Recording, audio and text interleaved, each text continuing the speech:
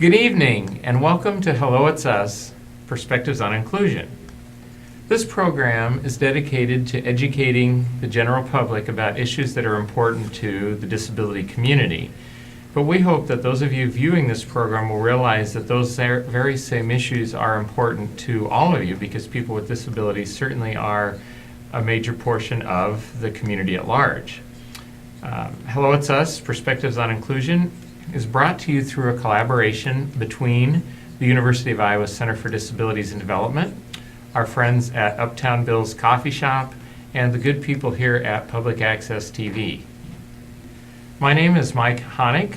I work at the University of Iowa Center for Disabilities and Development as a program coordinator, and I also serve as a co-host for Hello It's Us. Keith. I'm Keith Ruff. I'm disability advocate. I'm almost finished writing a book, and I've been co-host with Mike for about 5 years now. Well, we have a wonderful show lined up for you today. We truly take our mission and our title of Perspectives on Inclusion very seriously. And today we're going to demonstrate that in many ways. We have the privilege of filming in front of a live studio audience of 14 people, a delegation that is here under the auspices of the State Department and of CIVIC, which is an organization which I believe stands for Council of International Visitors to Iowa City. They are from Russia and they are here learning about services and programs and policy for people with disabilities. I understand they've been out west, and I also understand they're headed to New York, so we are very fortunate to have them viewing, and we are going to have the opportunity following the show to visit with them about the production of the program. And I'm sorry that we won't be able to share that with you. If we had more time, we would have them on as well. We also have in studio with us a very special guest, Adela Munoz Prado. Adela comes to us from Mérida, Yucatan, Mexico. She is also here on an exchange with a group called Partners of the Americas, and we'll talk about that briefly shortly. So Adela, welcome to you. Thank you. Welcome. Thank you.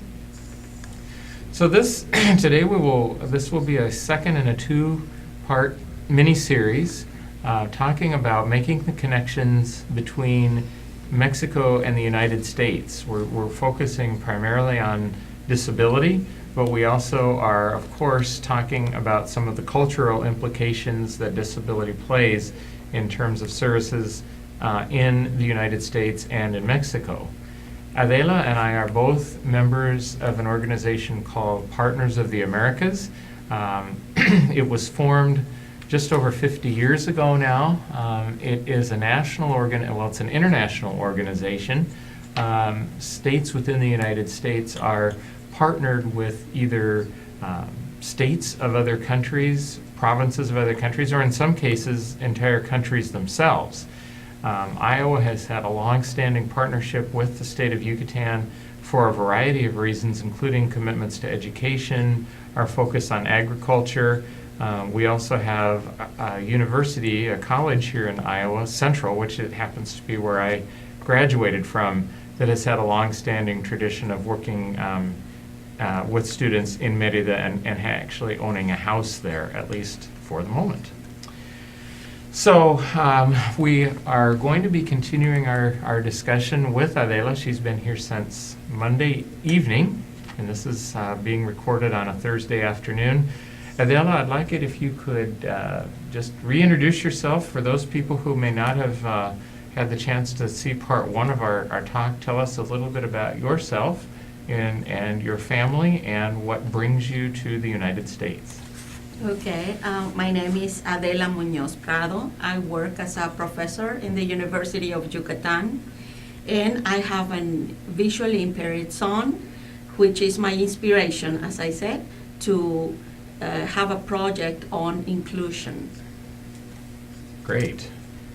And you have, you've told us, you told us before that you have three sort of major focus areas that you are hoping to learn more about. Could you share those again for us? Yes, well, we have three levels of interest as in inclusion.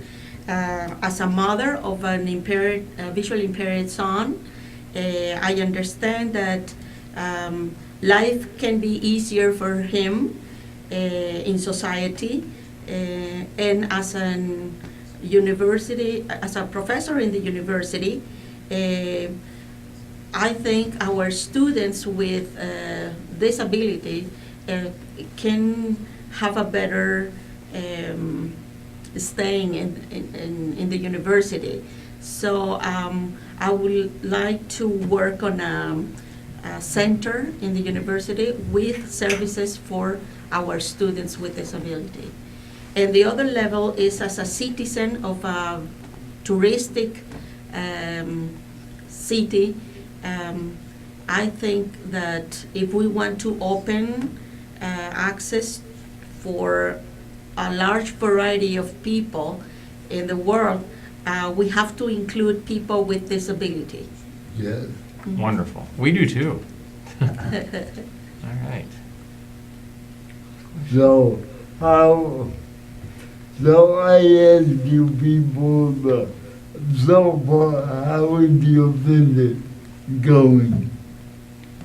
So, entonces, ¿cómo va tu visita? Oh, it's wonderful. I have a lot of information to take with me at home. And of course, it's a big task what I have to do when I get back. But yes, I need to organize all the information and pull a thread and say, this is going to be my point of beginning this wonderful project. As a professor, what do you teach at the university? Mm-hmm. Well, I teach independent learning, Okay. which I love because it is connected to independent life. You know, I had the opportunity to visit the Center for Independent Living, and it's fantastic the way, well, it's very similar. I can say that. It's very similar because no matter what condition you have the right to be independent. Yes. Mm-hmm. That was a real fascinating visit. We started talking a little bit about Adela's visit to the United States so far, and we spent about 3 hours yesterday at a Center for Independent Living. And for those people who may not be familiar with what a Center for Independent Living is, it is a unique model that we have in the United States.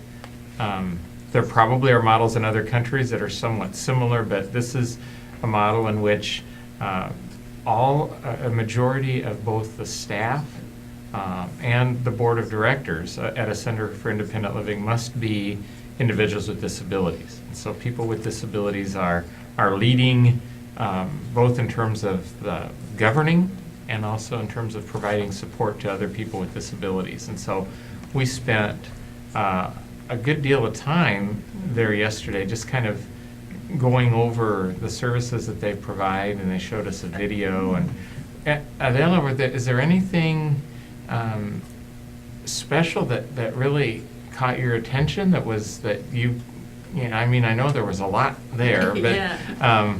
Were there things that just when you got back to where you're staying last night and everything that you were surprised about, or that were interesting to you about that visit?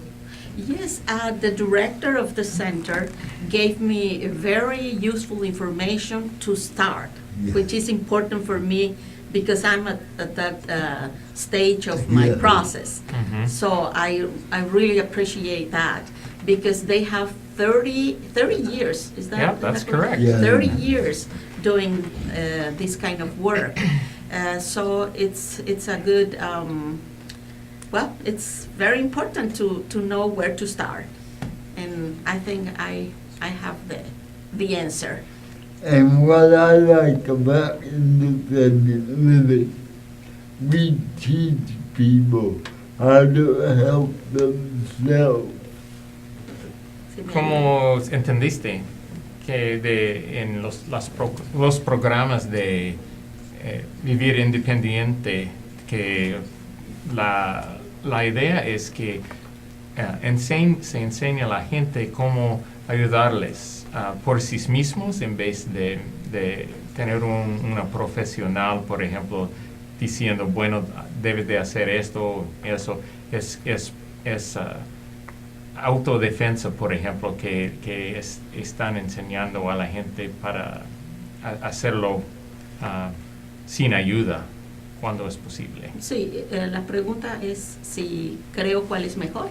No, no más estaba diciendo que es lo que le gusta a él del movimiento de Independent Living. Okay. Yes, I think it's very important to do it by yourself. Yeah. And for the advocacy, self-advocacy, it's very important because they are your needs, and it's good if you manage them, Yeah. right? Mhm. So that's my point of view. Yes. Mhm. And as a parent, one of the things that's been very interesting, and I shared this during our the first segment, but I think it's worth repeating, is that whenever we have an exchange like this, we realize that we learn a lot of things about our own culture. And one of the things, Adela, that we haven't talked a lot about is that there is still a lot of push and pull. I don't know if that translates well for you. There's a lot of in the United States, there are some parents who still feel that they should be the ones in control. No, not like you. You're saying I want my son and I want other people with disabilities to have control. There are some cases still here where I think the parents feel like they're always going to be speaking for their children. Yeah, I understand that because I come from a culture which is very overprotective. Okay. Okay, so Mexican culture, well, for a young person, you stay at home for a long time before you become independent, and it's natural. It's part of our culture. Mhm. Family, it's something very important, and we get tied to the group, you know. But for independence, in my case, I see my son that it's doing better without me pushing too much. You know, it's like to give him the freedom to choose and to be in charge of his own life. Mhm. And as a lawyer, with him being a lawyer and having to help others kind of take charge, that's extra important, I think, for him to have that attitude that he can manage so he can help other people. Exactly. Otherwise, it would be impossible to help others. He's a good example. Mhm. Yes. Yeah. So after we went to the Independent Living Center, we did something kind of fun. We came back to Iowa City yesterday afternoon, and we met with a young woman who teaches computer science here at the University of Iowa. Her name is Kyle Rector, and we probably should have her on the show one of these days. But she also has a special interest in working with people with disabilities, and in particular, working with people who are blind or visually impaired to access museums and other types of programming. And I set the visit up because I'm trying to give Adela, as a partner here, trying to give her as many opportunities as possible within the time that she's here. But could you share with our viewers why this turned out to be a really fortuitous, a really good opportunity for not only for you and your son, but possibly your daughter. Yes, my daughter works for the touristic sector, and she's very interested in museums to make them accessible. So we have this big Mayan museum in our city, but she was evaluating the museum to see how accessible it was, and it failed. No accessibility at all. So she's working now on a project that to give this characteristic to the museum. So that's why she's so interested in technology, museums, and that's the connection with Kyle. Yeah, and what was really fun for me is there are so many parts of access. There are so many things that go into access. And your daughter Laura was focused on creating, you talked about replicas and Yes, replicas of parts of the museum, so can people with blind or visually impaired can touch them. So that's, or through touching the piece, you can get an idea or a better idea of what they have in the museum. It's a way of giving access to blind people. Is the government of Mexico able to help financially que puede el with gobierno, the access? si es posible que el gobierno de México ayuda con los puestos con los fondos para mejorar la accesibilidad. Yes, I think so, because our government is very interested in tourism. So I'm sure they are going to be willing to give the funds for this project. It means to, be a good city or international city. Yes. Mm-hmm. So Mérida, to give people an example, what is the size of Mérida approximately? Well, we have 3 million people living in the city. Okay. Mhm. And so you have a good, when people think about the Yucatan Peninsula, people tend to think about Cancun or Mhm. Riviera Maya. But Mérida too is now a tourist attraction, is what I think you're saying. Yes, and it has a lot of history, so it has a lot to offer to the people, international people. Mhm. So we have a pretty interesting itinerary coming up, and I believe that some of our friends that have joined us in studio today have already gone to some of the places that we're going to be visiting tomorrow.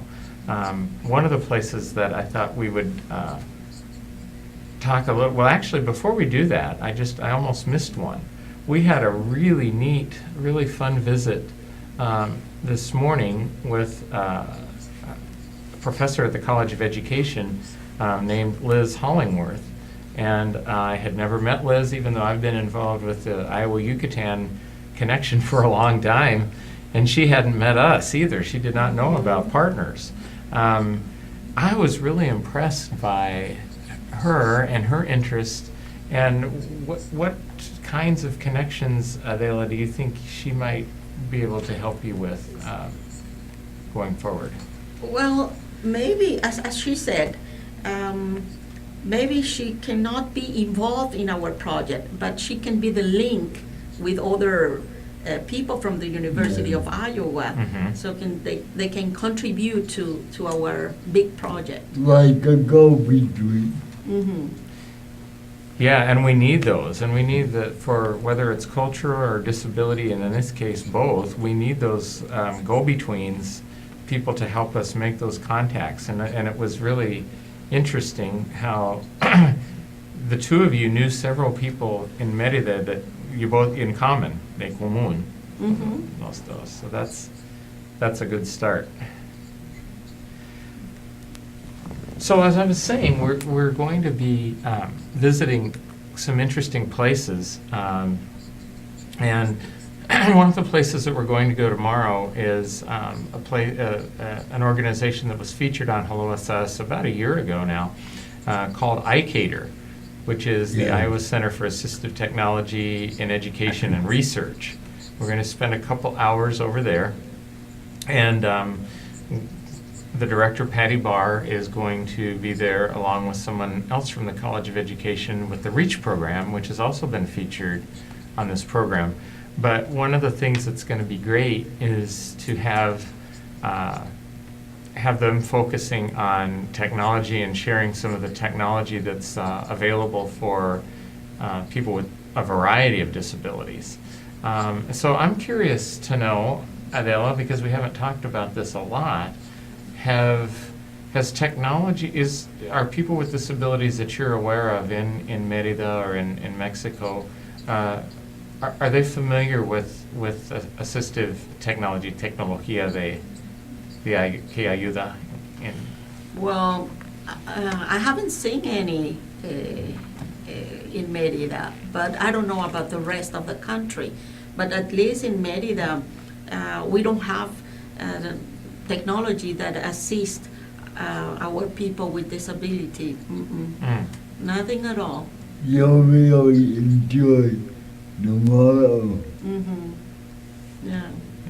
So I understand that that technology exists, Yes. but we don't know anything about it. You will. And you can bring it back. Okay. I don't think Patty's going to let go of the robot, though.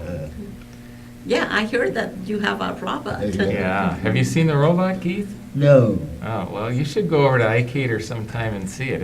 It's quite amazing. It allows people to participate in all kinds of things from remote locations using cell phone technology. Like the mother and child that we interviewed Correct. You're right. a couple weeks Yeah, ago. that's right.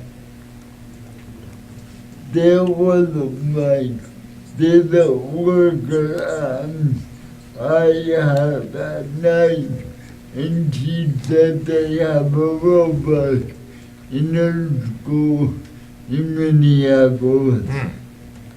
Que tienen un robot, ¿cómo se dice? Sí, robot. Robot, que está en Minneapolis, en Minnesota, en donde uno de las trabajadoras de él.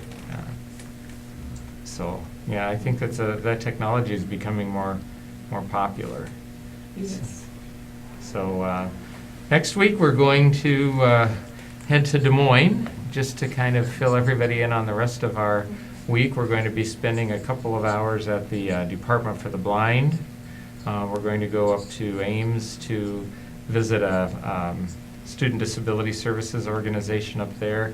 We're going to do some consumer groups visiting with the National Federation of the Blind and the Iowa Council of the Blind. And then we're going to have a day next Thursday out at Easter Seals in near Des Moines to have some more experience learning about technology and those connections. So it's going to be a busy week for us, and we're really excited about it. Keith, do you have some other questions that you'd like to, or just some thoughts that you'd like to share? Well, I think this is one of our better shows because we're not only talking to America, we're talking to people from various countries about something that's very dear to my heart and your heart too, Mike. ¿Entendiste que dice que es uno de los programas mejores porque estamos hablando no solamente con americanos, pero con personas de otros países, de unas cosas que son muy importantes y cerca de la corazón, del corazón para los dos y obviamente para para ti también. Yes, I think this is the kind of things that can join us. Yes. It's a international thing. What that was going to kind of lead into my next question as to why do you think, and maybe you just answered it, but why do you think that these projects are so important? Well, human life is involved, Yes. and that's it. It's rights and better life for everybody. Yes. And yes, it's in general. What is important for me is the right to a better life. Yeah, very well said. That's. Am I interrupting something there? Did you have a word of wisdom coming out? Well, I think with the advent of high-tech, everyone will be living a better life. Dice que con la tecnología que está mejorando, que todo el mundo puede vivir una vida mejor. And then what I'm going to say is I think that's true as long as we can figure out how to get that technology to all parts of the world. Yes. Yes. Because it does cost money. And Yeah, that's the issue. And when we have, Adela was sharing with me the other day that there are many villages within Mexico that don't have electricity. So it's a bit difficult to, Yes. have technology when you have to get the infrastructure built up first in order to do that. So we sometimes, the other thing I've learned about our exchange already is how much we in this country take for granted Yes. about what we have. And sometimes I think I'm the only one with a severe disability. And then I need somebody with more disabled than I am. And it's a real eye-opener. ¿Entendiste o no? Sí, un poco. Ok. Que cuando unas veces piensa que es la única persona con discapacidad significante y después conoce a otra persona que tiene más cosas, Más desventajas, more disadvantage, that's right. Yes. But again, that goes back to we're all one human family, and that's why we, it's part of the reason that we do this program, is because Yes. we feel that it's important to reach out to people with a variety of disabilities. And so one of the things that I would like to share is that the Partners Group is alive and well, and we meet quarterly across the state in Iowa, and the Yucatan, your group meets in Yucatan. More or less, the same. And we would very much welcome people to join our partnership, and we'll post the contact information for me, and I can certainly make that happen. I also happen to have contact information for our friends with Civic, and we'll make post that up there, or people, if we aren't able to do that, people can also contact me, and I can at least send them to the right place to get connected. So we are coming close to the end of our time, believe it or not. So I'd like to take this opportunity to thank Adela. You're welcome. And I'd like to thank our studio audience, and I'd like to thank our sponsors and our viewers for joining us for part 2 of this most interesting program. And I'll hand it over to you, Keith, to finish us up. Have a good week out there. And again, thank you, Adela, Thank you. for giving us a lot of good information. Thank you. Have a good trip back. Thank you.